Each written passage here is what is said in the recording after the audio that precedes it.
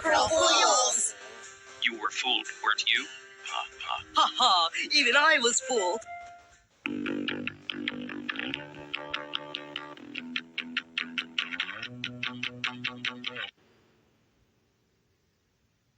Last episode, Rocky's barfing habits, Bubbles' love for ice cream, and Pen's cheating caused them to fall into the danger zone.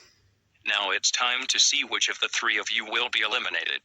And there now go we shall see it.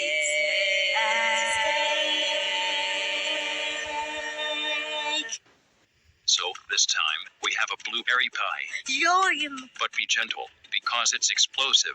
Explosive? So if you get some pie, you are safe. If you don't, you will be eliminated. Anyway, we got 259 votes. That's not very many. No, it's not. Regardless, we have another large crowd watching this event today. I like to keep things private. Moving on. Since Pencil, Spongy, Fiery, Blocky, Tennis Ball, Leafy, and Ice Cube were not in the danger zone, they are safe. There are only 2 slices left. Bubble, you only got 23 votes, so you're safe. Yeah. Now it's down to Pen and Rocky. Let's show the votes.